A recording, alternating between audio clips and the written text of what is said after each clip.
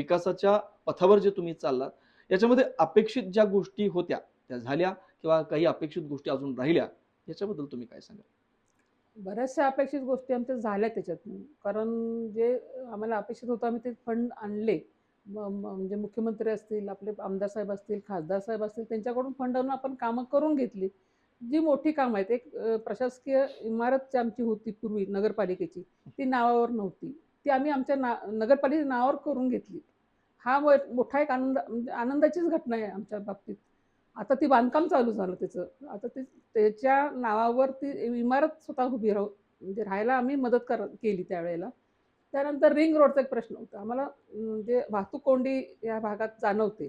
तर त्यासाठी आम्ही रिंग रोडचा एक प्रस्ताव मान्य करून घेतला आमदार साहेबांच्याकडून. तेही आम्हाला होते. सिद्धार्थनगरमध्ये बेपारी समाज म्हणून एक समाज आहे. ओके. तर त्यांना सालपे साहेबांनी 1986 साली एक छोटंसं कत्तलखाना बांधून दिला होता.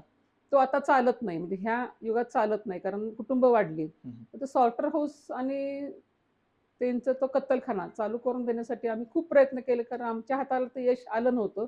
आत्ताच सावकर साहेबांनी म्हणजे सावकर म्हणजे विलास कौरव सावकर साहेबांनी ते आम्हाला सॉल्टर हाऊससाठी 50 लाख रुपये मंजूर करून दिले. 3 गुंठे जागा सावकर साहेब घेऊन देत आहेत. तो एक आमचा प्रश्न मार्गी लागतोय. परत अंडरग्राऊंड ड्रेनेज जे हवं आहे वडगावला. कारण खूपच असे गटारी वगैरे उघड्या आहेत त्यामुळे ढासाचं प्रमाण आरोग्य बिघडतंय. तर तो एक आमचा प्रलंबित प्रश्न तोही ह्या मार्गी आम्हाला लावायचा आहे. आणि म्हणजे तरुण मुलं जे आहेत, म्हणजे ज्यांना काम नाही हाताला, त्यांच्यासाठी एखादं पार्क, जेपी पार्कसारखं एखादं पार्क तयार करून महिलांसाठी गारमेंटची एक फॅक्टरी इथं आम्ही हे करून महिलांच्याही हाताला काम द्यायचं आहे आम्हाला. तोही आमचं काम पूर्ण होईल.